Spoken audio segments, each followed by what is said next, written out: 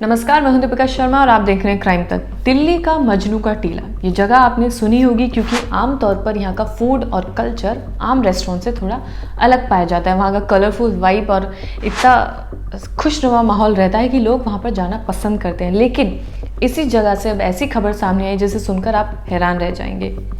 सपना, जो कि एक शादी या किसी भी क्लबिंग हो गया, इन जगहों पर वेट्रेस का काम करती है और आमतौर पर वहीं से अपनी सैलरी या अपने घर खर्च उठाती है। उसी के साथ वहीं उस घर में रहने वाली रानी, जो कि एक ब्यूटिशियन है और गुरुग्राम के एक पार्लर में वहाँ पर ब्यूटिशियन का काम करती है और अपने घर से ही अप डाउन करती है। दोनों महिलाएं एक ही घर में रहती थी रेंट पर, कहाँ, मजनू के टीला जो कि इलाका है वहाँ पर। लेकिन 30 मई यानी कि कल वहाँ पर रानी की लाश मिलती है, जो कि गुरुग्राम के एक ब्यूटी पार्लर में ब्यूटिशियन थी। उसकी लाश वहाँ से बरामद होती है और पुलिस ने गुत्थी तो खैर सुलझा ही ली है। और पुलिस ने ये बताया है कि जब इन दोनों के बीच में एक विवाद हुआ था, जिस विवाद के चलते सपना ने रानी पर कई बार चाकू से वार किया और उसके बाद उसकी लाश को छत पर फेंक दिया। पुलिस का ये कहना है कि दोनों महिलाएं पार्टी में गई थी एक साथ और वहाँ पर उस जगह पर इन्होंने इतनी शराब पी, इन्हें इतना नशा हो गया था कि इन दोनों के बीच में एक विवाद हुआ, लड़ाई झगड़ा हुआ, जो कि वहाँ पर थोड़ी देर के लिए शांत हो गया था। जब वे अपने घर वापस आते हैं तो करीब 4 बजे देर रात इन दोनों के बीच में फिर से उसी बात को लेकर लड़ाई झगड़ा शुरू हो जाता है और ये दोनों लड़ाई करते रहते हैं। लेकिन जब सपना को गुस्सा इतना ज़्यादा आ जाता है कि वो अपने आप को कंट्रोल नहीं कर पाती है, तो वो दौड़कर किचन की ओर भागती है।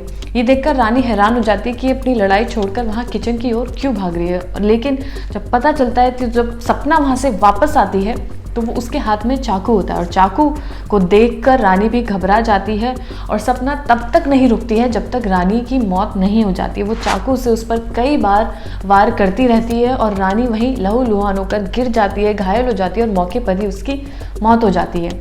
सपना की एक छोटी बेटी भी है। सपना खुद तलाकशुदा है और वहाँ पर अपने घर से अलग रेंट पर रह रही थी। सोचिए, उसने अपनी बेटी के बारे में भी एक बार नहीं सोचा कि उसके फ्यूचर का क्या होगा या उसके खुद के फ्यूचर का क्या होगा।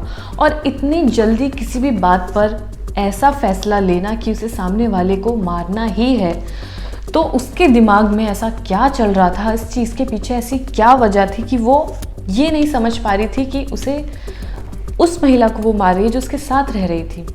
और शायद उसकी बेटी के फ्यूचर पर आगे पढ़ाई होगी, उसकी शादी होगी, उसका फ्यूचर कहाँ सेट होगा, कहानी, उसे किसी चीज़ की कोई परवाह नहीं थी। उसने सिर्फ रानी के ऊपर चाकू से हमला किया और तब तक हमला करती रही जब तक उसकी मौत नहीं हो जाती। ऐसा ही मामला दिल्ली से दूसरा निकल कर आया, जो कि अभी चर्चा में फ़िलहाल चल रहा है, जहाँ पर साहिल साक्षी की हत्या कर देता है। और ये वीडियो तो इतना ज़्यादा, जिसे कहें, जब मैंने भी पहली बार देखा था तो मुझे भी बहुत हैरानी हुई थी कि कोई इंसान दूसरे इंसान को इस कदर कैसे मार सकता है। वो चाकू से इतनी बार उस पर हमला करता है, इतनी बार उसको मारता है कि वो शायद जो आसपास के लोग थे वो भी इतना डर गए थे देखकर कि वो उसे कुछ कह नहीं पाते। सोचिए, एक अकेला साहिल वहाँ खड़ा होकर उस पर चाकू से वार कर रहा है और वहाँ से करीब 9-10 लोग निकल रहे हैं और वो एक उस साहिल को रोक नहीं पाते हैं। क्या उन लोगों में इतनी हिम्मत नहीं थी, या दिल्ली के लोगों को ऐसा क्या हो गया कि उन्हें सिर्फ अपने काम से मतलब रह गया है और ये नहीं देखना कि वो लड़की जो वहाँ बैठी थी, जिसके ऊपर साहिल चाकू से वार कर रहा था, वो कितना तड़प रही थी। जब उसका मन चाकू से भी नहीं भरा तो उसके ऊपर पत्थर से वो हमला करता है और उसके ऊपर वहाँ से निकल जाता है, फिर दोबारा वापस आता है हमला करने के लिए। तो कहीं ना कहीं आजकल के लोगों में किसी भी बात को लेकर इतना इम्पल्सिव हो गए हैं कि वो फैसला वहीं की वहीं लेकर उस पर रिएक्शन देने लगते हैं। आप उस चीज़ को सुनिए, समझिए, उसके बाद उस पर रिस्पॉन्ड कीजिए, ना कि रिएक्शन दीजिए। रिएक्शन देने के बाद ऐसा ही होता है जैसे सपना ने किया और साहिल ने किया, जैसे आम तौर पर हर कोई कत्ल करने के पीछे की वजह सुनाता है कि उसे गुस्सा आया और उसने गुस्से में उसे मार दिया।